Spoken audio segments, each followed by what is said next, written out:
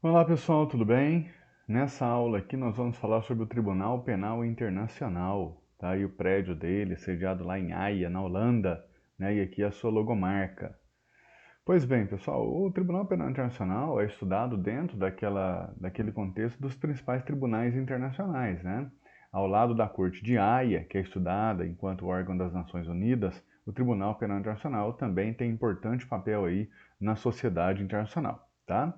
Justamente por isso, o primeiro ponto que eu quero falar com vocês é justamente diferenciar a competência, né, não a competência como um todo, do Tribunal Penal Internacional e a Corte Internacional de Justiça.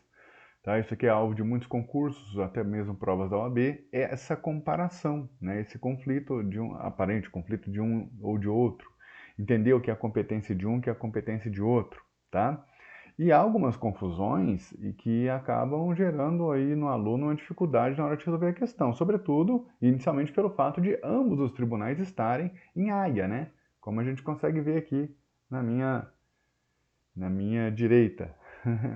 Pois bem, pessoal, a Corte Internacional de Justiça é aquele tribunal das Nações Unidas, né? Ela é um órgão da ONU, tá? Está sediada em Haia. Quando a gente fala em Corte de Haia ou Tribunal de Haia, está se falando da Corte Internacional de Justiça. Agora, o Tribunal Penal Internacional também é sediado em Haia, então isso às vezes pode gerar aí uma pequena confusão. Por isso é importante ficar atento a todas as outras diferenças entre um e outro, tá? Primeiramente, a Corte Internacional de Justiça, ou CIJ, julga apenas estados, tá? Apenas estados. Ao passo que o Tribunal Penal Internacional julga indivíduos. Então é muito diferente você julgar o Iraque ou você julgar o Saddam Hussein, né? Você julgar os Estados Unidos da América do Norte ou você julgar Donald Trump, certo? Tem diferença. Pois bem, a Corte Internacional de Justiça julga o quê? De tudo, tudo, né? Nas aulas sobre esse tema é comum aparecer a expressão competence competence. O que significa isso? Que a Corte Internacional de Justiça tem competência sobre a sua própria competência. Já o Tribunal Penal Internacional, ele tem a competência meramente criminal. O nome, né, a expressão já indica.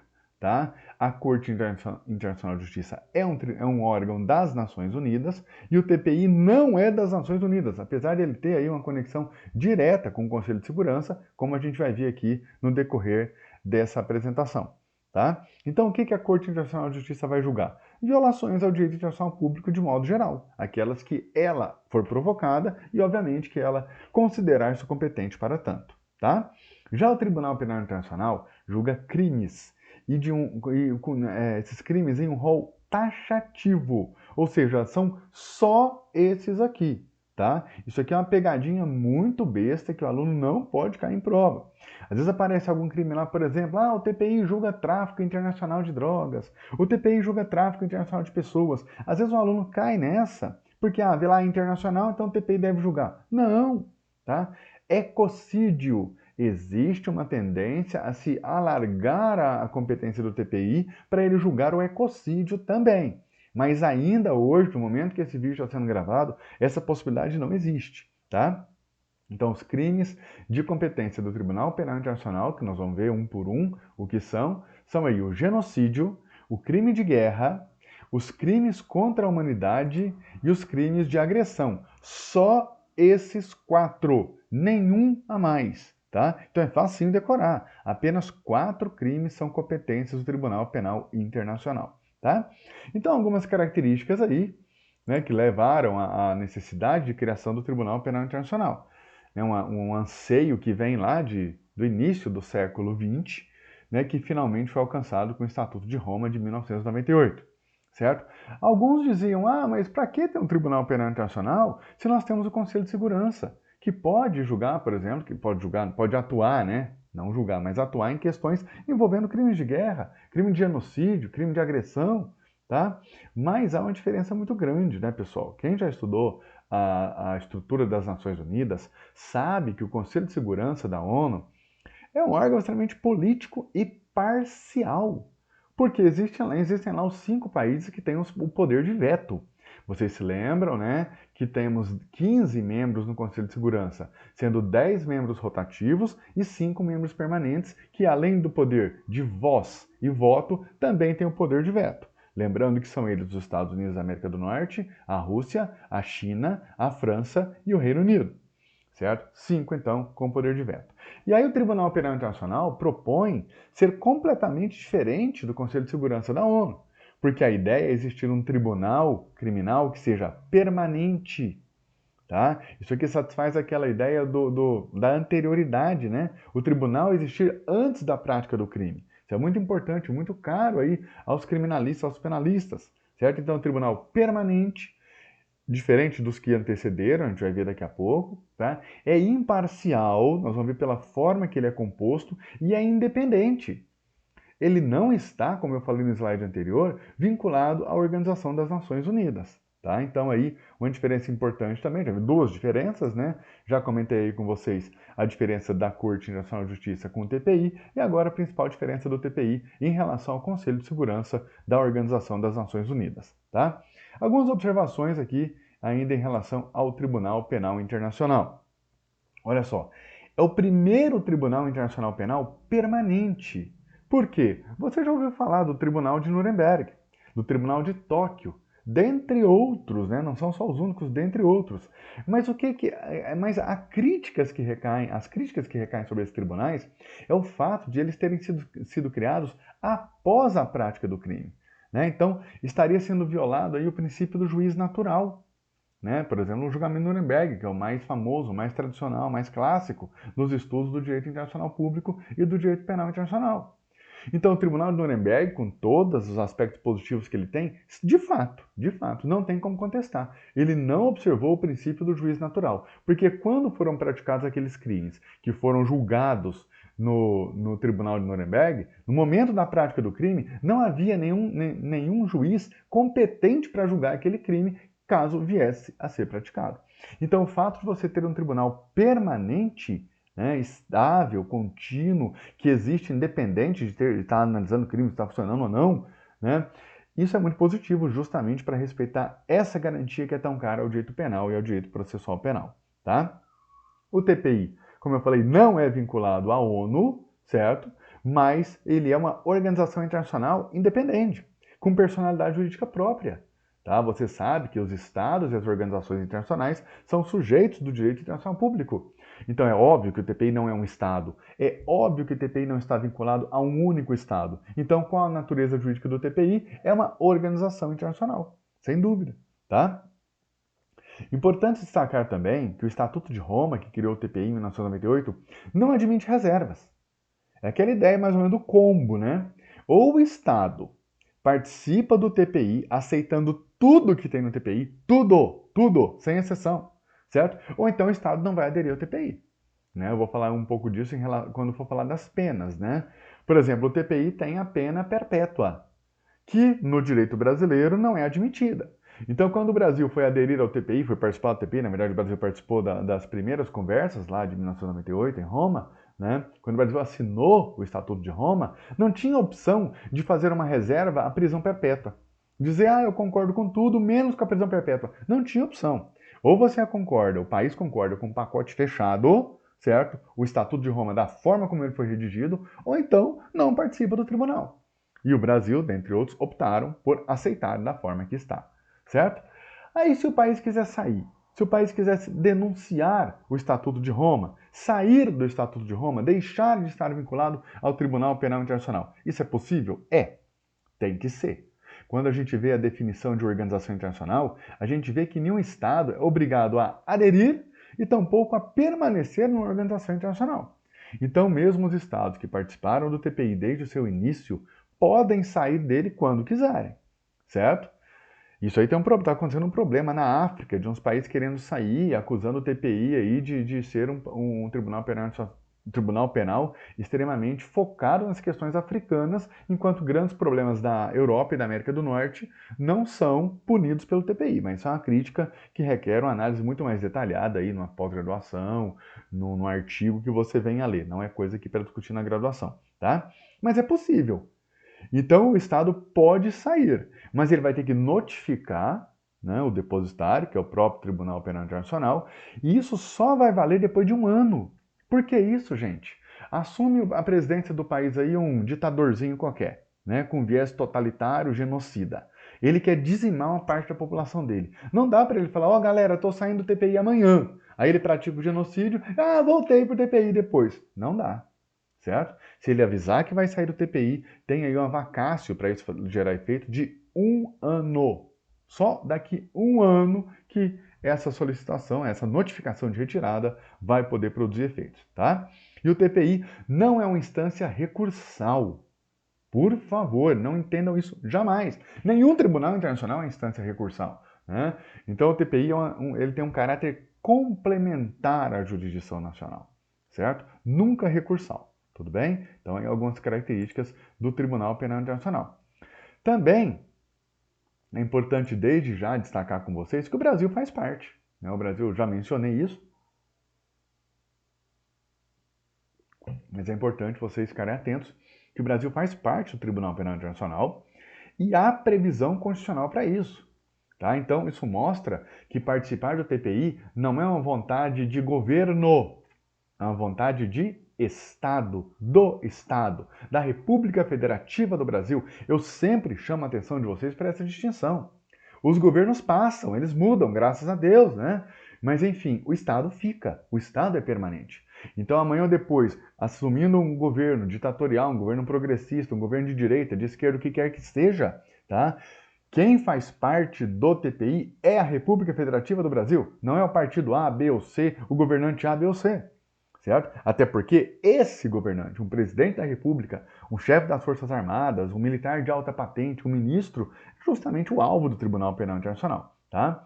Então, lá no TPI, na emenda 45 de 2004, fala-se muito dessa emenda por causa do parágrafo 3º, que é aquele que estabeleceu o status de emenda constitucional para os tratados de direitos humanos que foram aprovados conforme o procedimento da emenda constitucional. Né? É muito mencionado, é às vezes até decorado pelos alunos. E às vezes esquece-se de falar do parágrafo 4º do artigo 5º, segundo o qual, olha lá, o Brasil se submete à jurisdição de Tribunal Penal Internacional, a cuja criação tenha manifestado adesão. Então veja, ele deixa em aberto, ainda não é do TPI que vem do Estatuto de Roma, é a qualquer tribunal penal que venha existir na sociedade internacional a que o Brasil manifeste adesão. Tá? Até agora só tem o TPI, mas podem existir outros aí no futuro breve ou distante. Certo? Então, não só o Brasil faz parte do Tribunal Penal Internacional, sediado em Haia, criado pelo Estatuto de Roma, como ele pode fazer parte de outros tribunais penais internacionais que já têm autorização constitucional para isso. Tá? Lá no ato das disposições constitucionais transitórias da Constituição da República, também, o artigo 7º, fala que o Brasil propugnará pela formação de um Tribunal Internacional dos Direitos Humanos. Então, tá aí. Não está falando que aquele é o TPI, mas é aquela história, está na Constituição. O Brasil, com base naquelas ideias do artigo 4º da Constituição da República, aqueles princípios que norteiam o Brasil nas relações internacionais, compete ao Brasil, é papel do Brasil, né, naquela ideia de cooperação com a sociedade internacional, propugnar aí a criação de um tribunal internacional para os direitos humanos.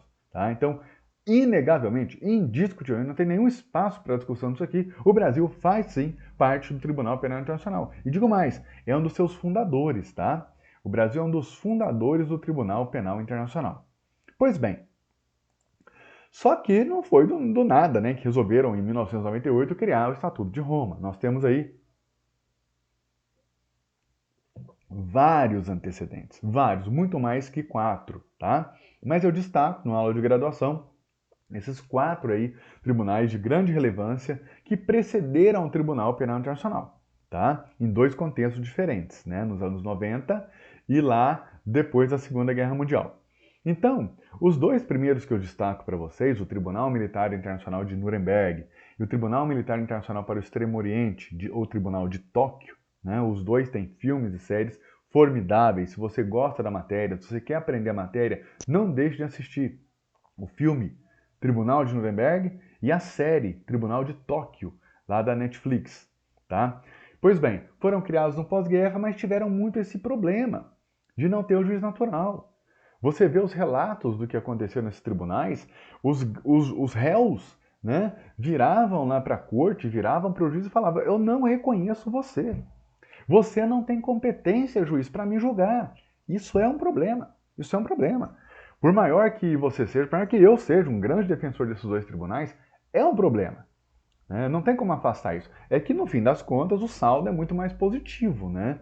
O fato de ter existido esses tribunais com contraditório, ampla defesa, foi extremamente positivo e muito importante para a história e para o direito. Mas tem esse problema. Então, lá naquela época, já falaram, não, já imaginou se tivesse um tribunal que fosse permanente? Um tribunal que existisse antes da prática do crime? Ia ser muito melhor, né? Ia ser muito melhor. Não teria essa possibilidade de crítica. Crítica em relação ao juiz natural. E às vezes, mesmo até ao nullum crime, nulla pena sine lege, né? Porque não havia no tribunal, também não havia um estatuto que disciplinasse, da forma como temos hoje, os crimes, o que é um problema. Né? O que também é uma afronta aí a importantes princípios do direito penal e do direito processual penal. Tá bom, mas isso aconteceu lá na Segunda Guerra Mundial. Depois já tivemos aquela fase que a ONU ficou meio engessada, né? Por causa da Guerra Fria, por causa do poder de veto de Estados Unidos e de União Soviética, a ONU não atuou no contexto internacional como se imaginasse que ela fosse atuar. Outros problemas aconteceram nesse interregno aí, muita coisa. Tivemos problemas no Líbano, no Camboja, na Coreia, né, Angola, vários problemas, tá? Mas aí eu dou um salto para os anos 90, que nós tivemos graves problemas na ex-Yugoslávia, que resultaram no desmembramento do país, em não sei se 6 ou 7 países hoje, né, a ex-Yugoslávia, e em Ruanda, na África, que quem foi aluno meu também sabe que eu comento muito do problema de Ruanda. Tem o filme Hotel Ruanda também que merece ser assistido, tá? E esses dois casos dos anos 90 levaram à criação de tribunais para julgar pessoas, indivíduos, os indivíduos responsáveis pelas atrocidades, pelos genocídios perpetrados. Né?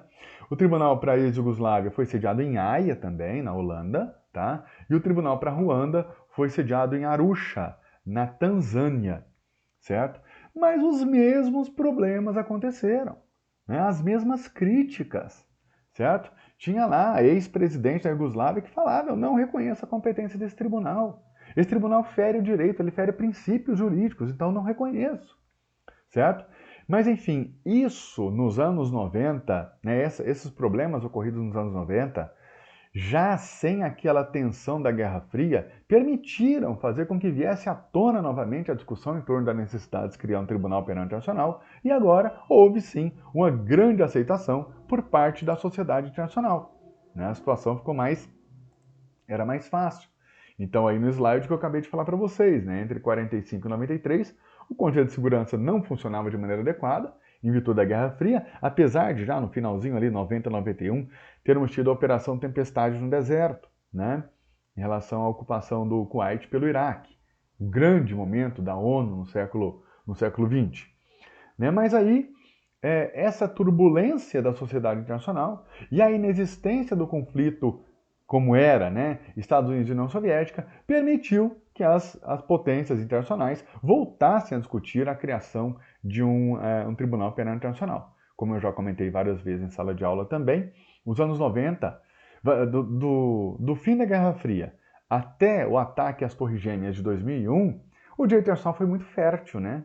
A sociedade internacional foi um campo bastante próspero, muitos desenvolvimentos do direito internacional, na área de direitos humanos, na área de meio ambiente, na área aí, penal internacional também. Era um momento muito otimista na perspectiva da cooperação internacional.